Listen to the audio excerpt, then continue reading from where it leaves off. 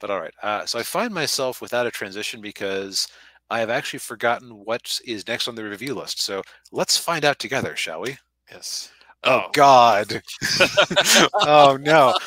My mind tried to shield me from this. trying to protect you. I guess. All right, Uh, Daniel, this one's your fault.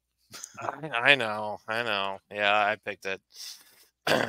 Yeah. So we ended up watching. We did the 3 episode rule on My Adventures with Superman, which is the new animated Superman origin story series on Max. And Adult Swim somehow. Yeah, somehow. What's wrong with it? Well, we're gonna get into it in a second. We've decided to we're introducing a new titling thing for our TV reviews because we often just don't have the time to review the whole season of a show. Mhm. We usually end up doing the 3 or 4 episode rules. So, welcome to the first official edition of the 3 episode ruling, Yes. Yeah. which is what we did for ourselves here. Yeah. So, yeah. So, My Adventures with Superman feels like what millennials want Gen Z to be, or their idea of Superman, or something. Like Okay, I think I see what you're saying. yeah, My Adventures with Superman is what millennials think Gen Z wants out of a Superman show. yes, yeah. Thank you. Yeah. All right. So the show starts off with Clark Kent, who's roommates with Jimmy Olsen, and the odd thing is that here's Clark Kent. He's had his Superman superpowers for at least 10, maybe 15 years. Um, and All right. Didn't the episode start with a flashback of him back in Smallville, like yeah, saving a family? yeah, he saves a mom and a baby from uh, wrapping into a car, or their car into a tree, I think. Yeah. Um, and so you pointed this out, like he's able to like save cats from trees, and and do all kinds of other stuff, but he keeps breaking his alarm clock, and he breaks the faucet in the bathroom, and it's like Yeah, it's strange because it feels like he's had his powers long enough that he should have more fine control than that. yeah. It's also an element that's, as far as I can recall, is completely dropped after that first episode. Yeah, I think it was. Yeah.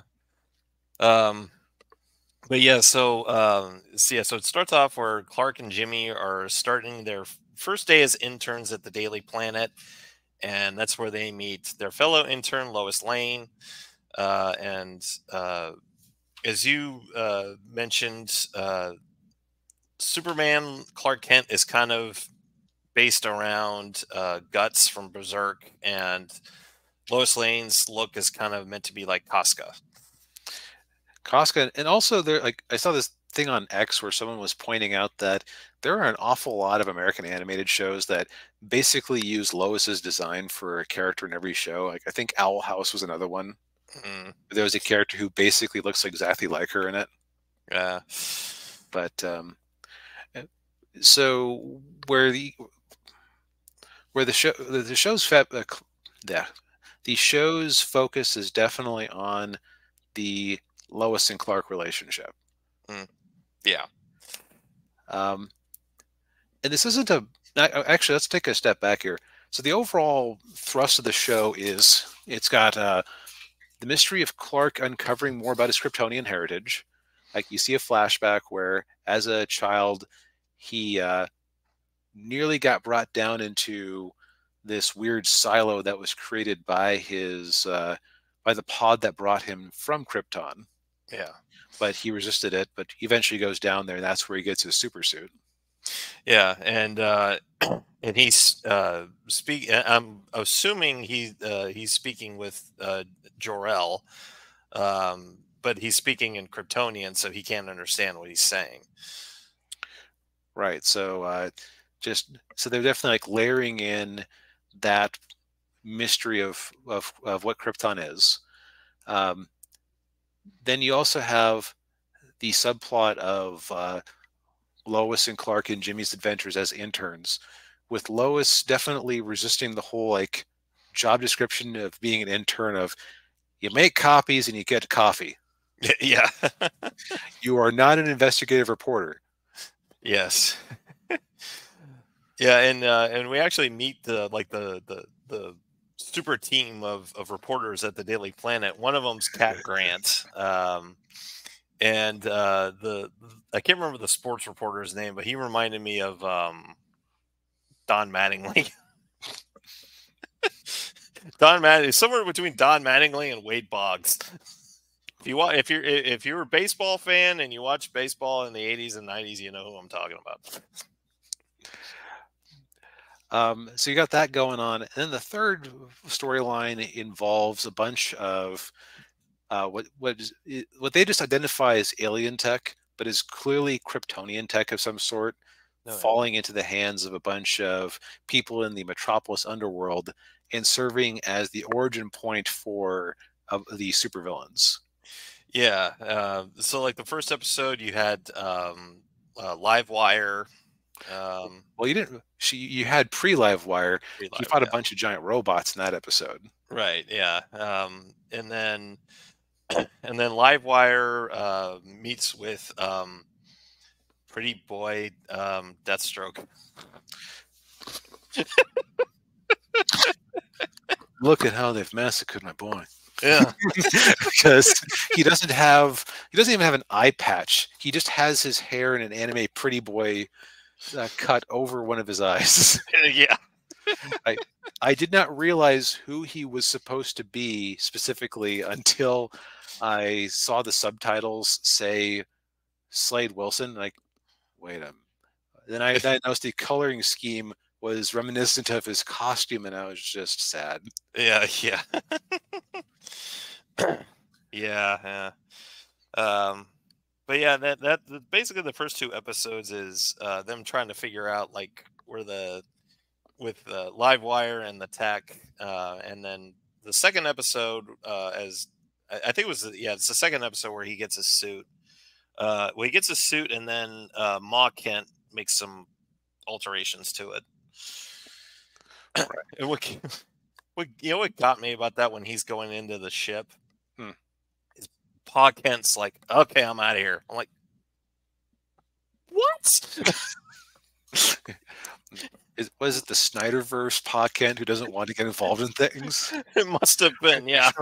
It's technically worse than Pa Kent from the Snyderverse, because that Pa Kent insisted on trying to solve problems himself. This one is like, well, Clark, have fun in your giant hole.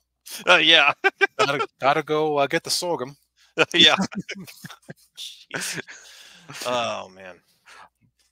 But and then the third episode is where we kind of get like because the first episodes function as a pilot. They don't have the theme song. They just they actually they go together like you could splice them together into a short TV movie. Yeah. Third episode, you get a gang with Silver Banshee, and I forget who the other two were. Well, one of them was Silver Banshee's brother. Right, like they were like three obscure Superman villains, and I gotta say, like, you had Silver Banshee in what is probably her first cartoon appearance, because I don't think she ever made it into the Bruce Tim Dennyverse stuff. She did as like a background character. Okay, but like she didn't get an episode. No, she didn't get it. No, she was kind of like she was in the Justice League shows as like a background character in like the Injustice League and okay. The Legion of Doom. Yeah. I gotta say, found myself more disappointed than I expected to be that they had Silver Banshee and no Irish accent, but yeah, there you go. So I think that on paper, I think this is a fine enough show. Yeah. Because it's like They actually have an interesting approach to Superman because they're making the villains all based on Kryptonian tech. They they have the team at the start of their careers, so it's like like they're like 10-ish years younger than the characters in the 90s Superman the animated series, so you can do some different dynamics there. Yeah, yeah, Clark feels like himself, like he's very much like a conflict avoidant version of himself. yeah, yeah. Kind of like the Christopher Reeve, uh, his Christopher Reeve's version of Clark Kent. Just golly, Lois. Yeah, except that I feel like this version of Clark, if you asked him what kind of donut he wanted, he might blush and get embarrassed and like just ask you to pick the donut for him. Yeah, So it's like he feels right in clips I've seen of other episodes. He feels heroic. He's a nice guy. It's like we're not deconstructing him. yeah, He's just like a little bit frustrating to me at times. yeah. Yeah, he well. I mean, Superman's a big dork. I mean, it's Yeah. let's be honest. He is a big dork, and um, I think this show might be leaning into that a little too much, in my opinion. Um, Maybe tone it back just a little. Yeah, now that could be a character growth thing where he eventually does develop more certitude, though from clips I have seen of season 2, it doesn't seem to be the case. But you know, clips can make anything look like people select the clips to try to paint the narrative they want, so you Yeah, can't ever be quite sure. that's true. Yeah, I'll also say that Lois herself is also largely on point because yeah, she is scrappy. Uh, Actually, it really occurred to me just how similar the first couple episodes of this were to the 90s Superman the animated series show, since that yeah. started off with the guy who became Metallo smuggling in a bunch of weapons. I think the weapons even included a giant robot of some sort, if I'm remembering correctly. I think so. Yeah, It's been a while since I watched that, but that seems yeah. familiar. And then no, he didn't accidentally get superpowers. They brought him back later and turned him into Metallo. That's right. Right. Yeah, Whereas like Livewire in this one got superpowers because of reasons. yeah. Her tech went the tech she was wearing like overloaded. I think it was what it was. Yeah. So like the bones of a good Superman show are here because again you have those mysteries that can link up with each other. Yeah. I think we both found 90% of the show's attempts to be humorous extremely cringeworthy. Yeah. Might be lowballing it. Yeah. Because like you mentioned that they had this thing, and also the show just doesn't have. Oh my god! It basically has He-Man level logic. Although I think the characters in He-Man were probably more like consistent than this. Yeah, I'm trying to remember He-Man. It's been a while since I watched that Um, show. okay. So let me give you an example here. 80s cartoon I did actually watch. My favorite episode ever of the GI Joe cartoon, Ode to Cobra, which has the famous. Oh, are you pulling up the clip? I'm pulling up the clip. Here we go. Morons! I have morons on my payroll! Yeah. If you haven't seen that episode, go watch it immediately. Yeah. It is hilarious because it is an episode about they find an ancient Egyptian rune or ancient Egyptian tablet that tells them how to make a love potion using ingredients that only came from Antarctica. And yet, the logic of that ridiculous, over the top comedy episode felt more on point than a lot of like the moment to moment logic in this show. Yeah. I'll give two examples. One we already touched on, which is that they, like, for the sake of the gag in the first episode where Superman keeps breaking stuff, they Yeah. kind of destroy a lot of the character logic in that episode, especially because they drop it. Yeah. I think the most charitable way I can put it is that he was losing his control as he was waking up that morning because he was so nervous about going on his first day on the new job. But I Yeah. don't think it was ever explicitly said. No, I don't think it was. Yeah. Like I can maybe infer that, but it is like, okay, look, if in one scene he's crushing metal things all the time, and he acts like he does this all the time, Yeah. I think he even like, okay, Clark, we're just going to open the door, and Yeah. well, why is it that he can fly at super speed, fast enough to not be visible to the human eye, and pick up a kitten and not deliver a smushed kitten to a girl's hands? Yeah. Yeah, yeah. Well, I think Jimmy Olsen even mentions too, like, oh, you another alarm clock broke. How did that happen? Yeah. But yeah, like this isn't referenced. And then the other one that occurred to me is they have a bit where they're going to the prison to try to interview some people, and they steal the press passes of the elite reporters like Cat Grant and the sports guy, and the one woman who was probably the most relatable person in this show, who's just tired of their antics. Because I didn't think I'd ever hear Cat Grant do that Ojo-sama anime laugh, but there we go. I heard. Yeah. Yeah. But they go in there, and like there's no, like, they have the press passes, Yeah. and the press passes have the photos of the people they are pretending to be on them. Yeah.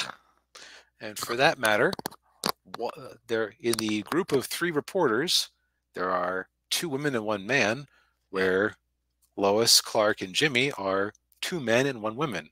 Yeah. Did the people at the door just go, oh, it's a press pass? Come on in. No security checks needed. Go right up to the warden, you crazy kids. Yeah. Yeah.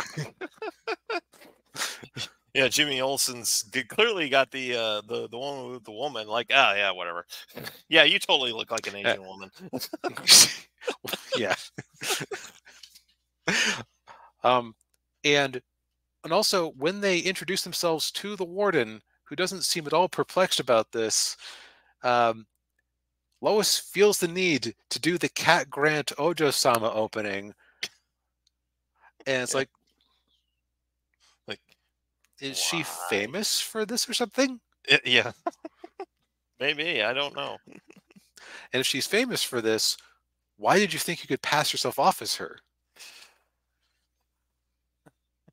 Yeah, I don't know, because Cat Grant is like she's like the like Joan Rivers of this universe. Yeah, it's like, Yeah, like she's like what, the entertainment reporter? Yeah, gossip. Well, I think she might have been created during the time where they tried to update Superman by having the Daily Planet turn into a news hour. Oh, yeah. As memory serves. So that makes it even.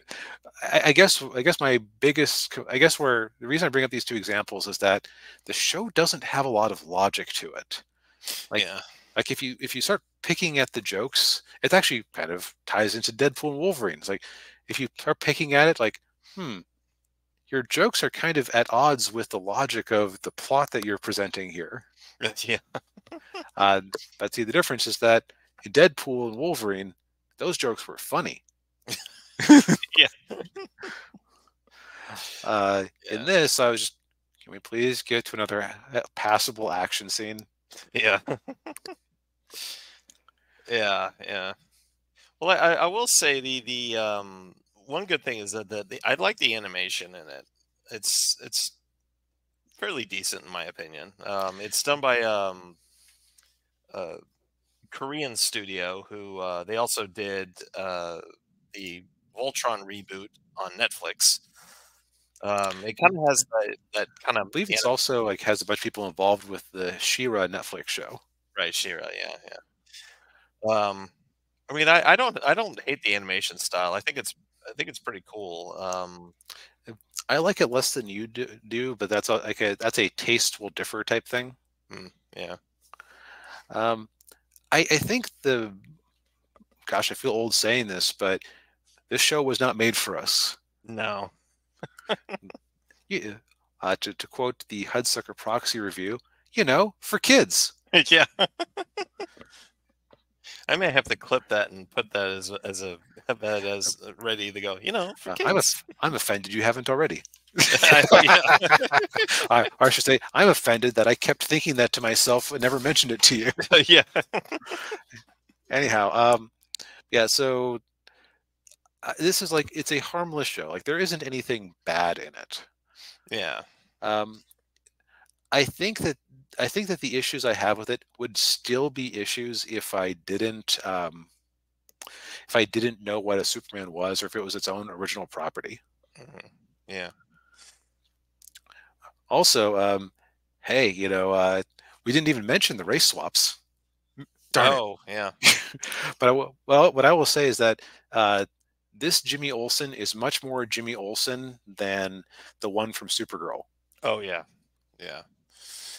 Yeah, Ninja says, based on the clips I've seen, the show is made for me, especially a good Superman depiction compared to the Snyder. Yeah, I will give you that it's more accurate to Superman Oh than yeah, Zack no, Snyder. Yeah. like on paper, this is a perfect. Well, not perfect. On paper, this is a good adaptation of the characters. Just the execution does not hit me where I live, but judging by its popularity, it does hit others. Yeah. The weird thing about this show is it was actually I think it was made for Cartoon Network, but Cartoon Network is busy syncing, and so they didn't have the time or budget for it. So Adult Swim of all places ended up picking it up, which means that they've been showing this for late night, like the same audience as Smiling Friends. Yeah, Like, and this is yeah, not its natural environment. no, yeah, I can't picture this. Watch My Adventures with Superman, followed by Rick and Morty. What? Yeah. Now I'll say my D plus review would immediately go to a B if they had an episode where Superman showed up and crushed Rick Sanchez's head. Right? Yeah. Oh, jeez, Rick. Morty. Anyway, I think that's all we have to say about it. Like, it's not a show for me, but it's like harmless. Yeah.